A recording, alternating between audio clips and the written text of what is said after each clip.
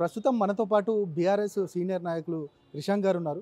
ఇక అడుగుదాం, నిన్న ఏదైతే పోలీస్ స్టేషన్లో ఆయన్ని కూర్చోబెట్టడం, తర్వాత ఫోన్ను సీజ్ చేయడం జరిగింది. అసలు దేనికోసం ఆయన్ను పోలీస్ స్టేషన్కి పిలిపించారు, ఫోన్ను సీజ్ చేశారు, ఈ అంశాలపైన మనతో మాట్లాడాలనుకున్నారు. ఏందన్నా నిన్న జరిగింది ఏంది? అసలు మీ ఫోన్ను సీజ్ చేశారు, ఒక డ్రామా జరిగింది, మొత్తం లోపల ఒక హై డ్రామా జరిగింది. ఏంటంటే ఏం చెప్తారు? సోషల్ మీడియా పోస్ట్ పెడితే రేవంత్ రెడ్డి గారికి మరి ఆ భయం ఏందో, ఆ వ్యతిరేకత ఏందో మాకు అది అర్థం కాదు. పెట్టింది సోషల్ మీడియా పోస్ట్ మాత్రమే. పోనీ ఏమైనా మా సొంత కవిత్వం పెట్టినామా? కాదు. వారి చుట్టమైన అనుముల మహానందరెడ్డి గారు, వారు కోశాధికారి చిత్రపురి సొసైటీలో. చిత్రపురి సొసైటీలో 3,000 కోట్ల కుంభకోణం జరిగిందని మేం కాదన్నది. అక్కడ సాధన సమితి వాళ్ళు అంటున్నారు, పోరాటం చేస్తున్న వాళ్ళు. కాంగ్రెస్ లీడర్ ఫిరోజ్ ఖాన్ ఎమ్మెల్యేగా పోటీ చేసిన వ్యక్తి ఆయన అన్నాడు. యూట్యూబ్ జర్నలిస్టులు కొందరు ఉన్నారు, వాళ్ళు అన్నారు. ఆ క్లిప్పుని పెట్టడం జరిగింది. అయ్యా దీని మీద విచారణ చేపట్టాల్సింది విచారణ దాని మీద. అయితే వాళ్ళ మహానందరెడ్డి, అనుముల మహానందరెడ్డి పాత్ర ఏంది అనేది చేయాలి. లేదంటే 3,000 కోట్ల కుంభకోణం అది పరిష్కారం చేయాలి. ఇది చేయాలి. కానీ మా మీద కేసేయడమే కాదు, సుప్రీంకోర్టు నియమ నిబంధనలను కూడా ఉల్లంఘించి, ఎందుకంటే జర్నలిస్టులు సుప్రీంకోర్టును ఆశ్రయించినప్పుడు చాలా స్పష్టంగా హానరబుల్ సుప్రీంకోర్టు ఏమని చెప్పిందంటే ఎవరి ఫోనును సీజ్ చేయవద్దు. ఒకవేళ ఫోన్ సీజ్ చేయాలంటే జ్యుడిషియల్ వారెంట్ ఉండాలి. ఏది జ్యుడిషియల్ వారెంట్? అంతేకాకుండా పాస్వర్డ్లను తీసుకోవద్దు. తీసుకున్నారు పాస్వర్డ్లు కూడా. వాస్తవం కాదా? వాళ్ళు పాస్వర్డ్లు అడిగి తీసుకున్నది కాదా? మేము అనేది ఏంటంటే ఎందుకు అవసరం వచ్చింది ఆ ఫోను? ఇవాళ మాకు అనుమానం ఉన్నది, సురక్షితంగా లేదు మా డేటా. అది ఇంకా పిఎస్లోనే ఉందా? లేదు రేవంత్ రెడ్డి గారు హ్యాండ్ ఓవర్ చేసిర్రా? లేదు సునీల్ కనుగోలు దగ్గర ఉందా? ఎందుకంటే అందులో విపరీతమైన రీసెర్చ్ డేటా ఉంది. రాష్ట్ర వ్యాప్తంగా మేము చేసిన రీసెర్చ్ కానివ్వండి, మా గ్రామాల కమిటీలు కానివ్వండి, అవన్నీ కూడా అందులో ఉన్నాయి, డాక్యుమెంట్స్ కానివ్వండి. ఎందుకంటే కేటీఆర్ గారు చాలా స్పష్టంగా చెప్పారు, షాడో క్యాబినెట్ నడిపిస్తాము అనేసి అన్నారు. మేము అట్లాంటి పరిశోధన చేస్తాం. ఎన్నో ప్రజల అంశాలు ఉంటాయి. ఆ ఫోన్ని ఎట్లా పెట్టుకున్నారు వాళ్ళు? మేము అడిగే డిమాండ్ ఏంటంటే తక్షణమే ఆ ఫోనుని కోర్టులో జమ చేయాల్సిన అవసరం ఉన్నది. లేని పక్షంలో మేము న్యాయ పోరాటం చేయడానికి కూడా సిద్ధంగా ఉన్నాం. దీన్ని వదిలేది లేదు, దాన్ని డిలీట్ కూడా చేసేది లేదు. దాని మీద ఎంతవరకైనా వెళ్తాం. హైకోర్టు అయినా సుప్రీంకోర్టు అయినా ఖచ్చితంగా మేము వెళ్తాం. రేవంత్ రెడ్డి గారు చెప్పేది ఏంటంటే మీ పోలీస్ కేసులకు మాత్రం భయపడేది లేదు, ఖచ్చితంగా దీని మీద పోరాటం ఉంటుంది. ఓకే. ప్రధానంగా కాంగ్రెస్ పార్టీ చెప్తా ఉన్నారు, గేట్లు తెరిచాం, ఇక అందరూ కూడా మా పార్టీలోకి రాబోతున్నారని చెప్తా ఉన్నారు. అదేవిధంగా మీ పార్టీ నాయకులు కూడా వాళ్ళ పార్టీలోకి వెళ్తున్న సందర్భం కనబడుతుంది. ఎట్లా ఉండబోతుంది? పార్లమెంట్ ఎలక్షన్స్ రాబోతూ ఉన్నాయి. ఒకవైపు సిట్టింగ్ ఎంపీలే వాళ్ళ పార్టీలోకి వెళ్ళబోతున్నారు. ఏంటి అసలు పార్టీ డీలా పడిపోతుందా అంటే మీరేం చెప్తారు? ఒకటి, పాత రక్తం పోతే కొత్త రక్తం వస్తుంది. కానీ ఒకటి ఏమర్థమైపోయిందంటే రేవంత్ రెడ్డి అనే వ్యక్తి మొన్నటి వరకు తెలంగాణ ప్రజలను మోసం చేసిండు, పచ్చి అబద్ధాలు మాట్లాడిండు. ముఖ్యమంత్రిగా ఉండి సెంటిమెంట్ కోసం, సింపతి కోసం ఏం ప్రచారం చేసిండు? కేసీఆర్ గారు నా ప్రభుత్వాన్ని కూల్చే ప్రయత్నం చేస్తున్నాడు, కుట్ర చేస్తున్నాడు, బీజేపీలతో కలుస్తున్నారు, కుట్ర చేసి నా ప్రభుత్వాన్ని వడగొడుతున్నారు. అట్లాంటావు 26 ఎమ్మెల్యేలు టచ్లో ఉన్నారని నువ్వే చెప్తావు. ఒక ఎమ్మెల్యేని తీసుకున్నావు కూడా. అది నిజమా? ఇది నిజమా? 39 ఎమ్మెల్యేల్లో 26 ఎమ్మెల్యేలు వెళ్ళిపోయిన తర్వాత ఎట్లా ప్రభుత్వం నీకు కూల్చగలుగుతాము?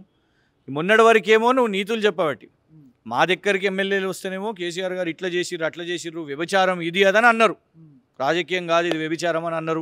వాళ్ళు గాడిదలని అన్నారు, బీడీలు చుట్టుకునేటోళ్ళు అని అన్నారు. మరి వాళ్ళ బీడీ చుట్టుకునే కార్మిక శాఖ మంత్రి ఏమన్నా ఇస్తావా ఏంది దానం నాగేందర్ గారికి? మేము అనేది ఏంటంటే ఈ క్రీడ మొదలుపెట్టిందే రేవంత్ రెడ్డి. ఫస్ట్ టైం నల్ల సంచితోని 50 లక్షల రూపాయలతో అప్పుడు దొరికిండు, అందరికి తెలిసిన విషయమే. ఆ డబ్బుతో దొరికినప్పుడే ఆయన ఇదే చేస్తాడు, ఇప్పుడు కూడా ఇదే చేస్తాడు. పాపం ప్రజలు ఆయన ఏదో మంచోడు, నీతులు చెప్పిండు అని అనుకుంటారు. ఇవాళ అదే చేస్తారు. కానీ దాంతో మాకు ఫరక్ పడదు. అభ్యర్థులు లేరు కాంగ్రెస్ దగ్గర. చేవెళ్ళ మా బీఆర్ఎస్ ఎంపీ ఉండే, వరంగల్ మా దయాకర్ అన్న, ఆయన ముందు ఏ రాజకీయ పదవిలో లేకుండే. కేసీఆర్ గారు తనకు అవకాశం ఇచ్చి ఎంపీని చేసిర్రు, 2 సార్లు ఎంపీ చేసిర్రు. దళిత జాతికి ఒక ఇన్స్పిరేషన్గా అనుకున్నాం. ఏం చేసే దయాకర్ అన్న? ఇట్లాంటి సమయంలో కేసీఆర్ గారు ఇబ్బందుల్లో ఉన్న సమయంలో, వారి కుమార్తె జైల్లో ఉన్నది, అందరు వీడిపోతున్నారు, నువ్వు ఉండాలి కదా దయాకర్ అన్న. అట్లాంటి సమయంలో నువ్వు కూడా పోతుంది. మేము అనేది ఏంటంటే అవకాశం రానోళ్ళు అవకాశం కోసం చూసుకుంటే వేరే విషయం. మంచిగా అవకాశం వచ్చి అప్పటి వరకు రాజకీయం చేయకుండా కోళ్ళ వ్యాపారం చేసుకొని కాంట్రాక్ట్లు చేసుకొని ఇంకేదో పనులు చేసుకొని వాళ్ళని తీసుకొని వచ్చి ఎంపీలను చేస్తే ఇవాళ మీరు శిక్ష కేసీఆర్ గారికి ఇస్తున్నారే, ఖచ్చితంగా తెలంగాణ ప్రజలు గమనిస్తారు. ఇక కవితకు సంబంధించి అరెస్టు తర్వాత పార్టీ అంటే ఎలక్షన్ ఎదుర్కోబోతుంది. ఆ ప్రభావం ఏమైనా పార్టీ పైన అదేవిధంగా అభ్యర్థుల పైన పడే అవకాశం ఉందా అంటే మీరు ఏం చెప్తారు? ఖచ్చితంగా ఉండదండి. ఎందుకంటే తెలంగాణ ప్రజలు కూడా చూస్తారు, సుప్రీంకోర్టు చెప్తున్నది చూస్తారు. విచారణ చేపట్టకుండానే ఈడీ వాళ్ళు లాక్కొని వెళ్ళిపోతారు, ఫోన్లు తీసుకొని వెళ్ళిపోతారు, ముద్ర వేస్తూ ఉంటారు. అదే స్క్రిప్ట్ని నరేంద్ర మోదీ గారు ఎన్నికల ప్రచారాలలో చెప్తారు. మీరు చూడండి, నిజంగా తీర్పు ఎవరు ఇవ్వాలి? కోర్టు ఇవ్వాలి. కోర్టు తీర్పు ఇచ్చిందా కవిత గారి విషయంలో? రాలేదే. ఈడీ ప్రెస్ నోట్లు రిలీజ్ చేస్తుంది 100 కోట్లు ఇందులో ఉన్నాయి, 100 కోట్ల కుంభకోణం అని. మరి ఇదే ఈడీ సుజనా చౌదరి గారి మీద 6,000 కోట్ల అభియోగాలు వేసినాయి. సుజనా చౌదరి గారు ఒక్కసారన్నా అరెస్ట్ అయినరా? కవిత గారు అరెస్ట్ అయ్యారు. మేము అనేది ఏంటంటే ఇదే వ్యత్యాసం చూడండి. ఇదే కేసులో మాగుంట గారు ఎంపీ టికెట్ తెచ్చుకున్నారు. టీడీపీ బీజేపీ పొత్తులో ఉన్నది కదా ఆంధ్రప్రదేశ్లో, ఆయనకి ఎంపీ టికెట్. ఆయన ఇదే కేసులో ఆయన పేరు ఉన్నది కదా. అంటే కేసీఆర్ గారు లొంగలేదు కాబట్టి ఇవాళ కేసీఆర్ గారిని కొట్టాలంటే కుమార్తెను అడ్డం పెట్టి కొట్టాలి అని ఇవాళ ఒక కుట్ర చేస్తున్నారు. దీన్ని ఖచ్చితంగా ఎదుర్కొంటాం. మన మీ కాన్స్టిట్యున్సీ విషయానికి వస్తే మీరు గతంలో ప్రాతినిధ్యం వహించిన ఏదైతే కంటోన్మెంట్కి సంబంధించి గతంలో ఒక దురదృష్టవశాత్తు ఆమె చనిపోవడం జరిగింది. తర్వాత ఇప్పుడు వాళ్ళ సిస్టర్కి సంబంధించి ఆమెకి టికెట్ ఇవ్వబోతున్నారు అనేది పెద్ద ఎత్తున ప్రచారం జరిగింది. కానీ ఆమె పోయి ఏదైతే మీ ప్రత్యర్థి పార్టీ ఉందో ఇక రేవంత్ రెడ్డిని కలవడం, దీన్ని ఎట్లా చూస్తారు అసలు? అంటే ఆమె పోటీలో ఉండలేకపోతుందా, లేకపోతే మీరే పంపించబోతున్నారా, లేకపోతే నెక్స్ట్ టికెట్ మీకు రాబోతుందా? ఏంటి అసలు ఏం జరుగుతుంది అక్కడ రాజకీయం అంతా? నేనైతే జనరలీ చనిపోయిన వారి చుట్టూ రాజకీయాలు చేయను. వారు ఎవరిని కలిసినరా కలవలేదా అది నాకు దాని విషయం తెలియదు. ఎందుకంటే మీడియా వాళ్ళు వేసిండ్రు, నిజముందో అబద్ధముందో మాకైతే తెలియదు, ఎవరెవరిని కలుస్తున్నారో మాకు తెలియదు. కానీ ప్రస్తుతం నా ఫోకస్ కంటోన్మెంట్ ఎన్నికల రాజకీయాల విషయం మీద లేదు.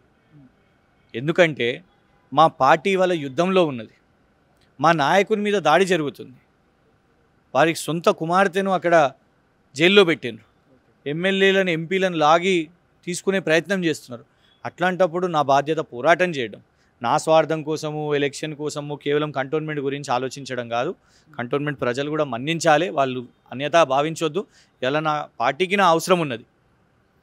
మా అధిష్టానం ఆలోచిస్తుంది ఏం చేయాలి నా భవిష్యత్తు గురించి, ఆ ఎన్నికల గురించి, ఎవరు అభ్యర్థి ఉండాలా అనేది మా అధిష్టానం ఆలోచిస్తుంది. కానీ ప్రస్తుతం నేను స్వార్థంగా నా గురించి నేను ఆలోచించుకుంటలేను, పార్టీ గురించి ఆలోచిద్దాం ప్రస్తుతం. రైట్ అన్న, ఇప్పుడు మీ ఫోన్కి సంబంధించి ఈ కేసుకు సంబంధించి ఎట్లా లీగల్గా ఎట్లా ఫైట్ చేయబోతున్నారు? డెఫినెట్గా కోర్టుకి వెళ్తాము. ఎందుకంటే అందులో చాలా ఇంపార్టెంట్ డేటా ఉంది, చాలా సంవత్సరాల రీసెర్చ్ ఉంది కాబట్టి డెఫినెట్గా కోర్టుకి వెళ్తాము.